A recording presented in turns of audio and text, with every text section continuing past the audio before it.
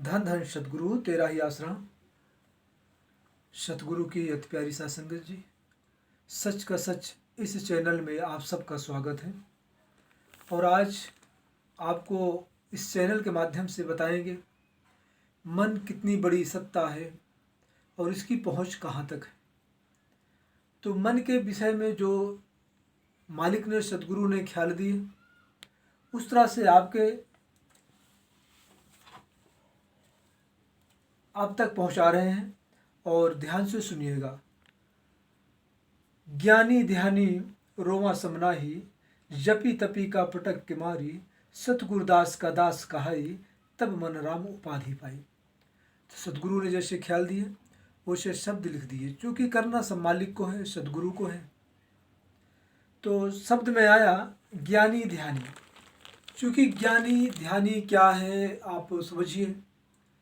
ज्ञानी का मतलब ढेर सारी पुस्तकें हैं, रामायण है, वेद है, पुराण है, गीता, पांचवा वेद का उपाधि मिली गीता है, कुरान शरीफ, कुरान मजीद है, बाइबिल है, गुरु ग्रंथ साहिब है, ढेर संत महापुरुषों की वाणियाँ हैं लिखी हुई।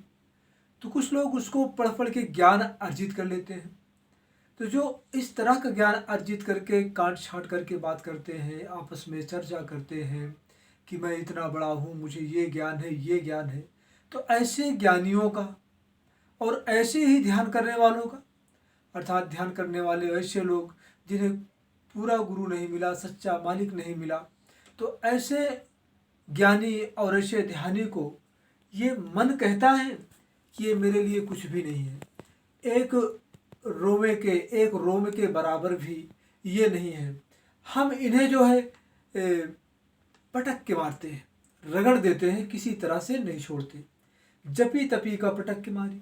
और जब तक की वही बात जो पढ़ा के वेदों में, पुराणों में देख लेते हैं कि फला मंत्र है, जैसे गायत्री मंत्र हो गया, जैसे महामृत्युंजय मंत्र हो गया, ओम नमो भगवते वासुदेवाय मृत्युंजय मंत्र हो, ये सारे मंत्र लिखाए हुए हैं।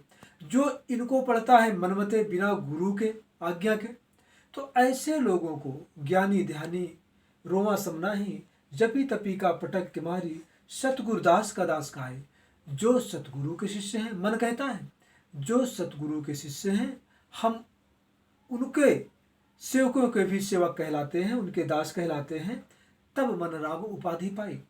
तभी हमने मन राम की उपाधि पाई है। मन राम क्या चीज़ है, इसे आपको समझना है।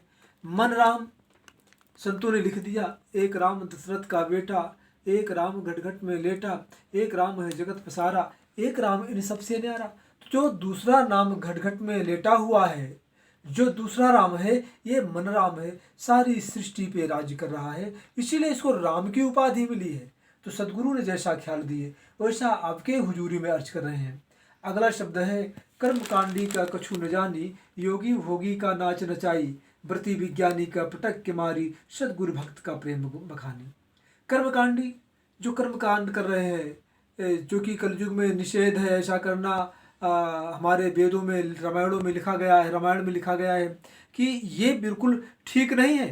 तो इस तरह से जो कर्मकांडी हैं, जो तरह तरह के व्रत आचरण इत्यादि इत्यादि करते रहते हैं, तो ये ऐसे कर्मकांडी को जो पत्थर पूजते हैं, जो तरह तरह कर्मकांड कर रहे हैं और बिना सच्चे गुरु के इजाज़त से, तो ऐसे कर्मकांडियों को भी, ऐसे योगी भोगियों को भी हम नाच नचाते रहते हैं। वो चाहे जितने बड़ी योगी हो जाए, व्रती हो जाए, विज्ञानी हो जाए, हम किसी को नहीं छोड़ते।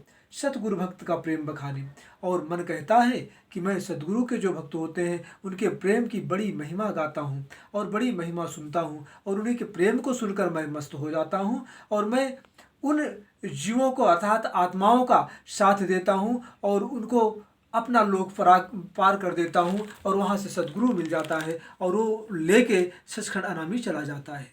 तो आज का जो सत्संग था, सच का सच, तो आज के सत्संग में, सच के सच में आप सबका स्वागत है जी।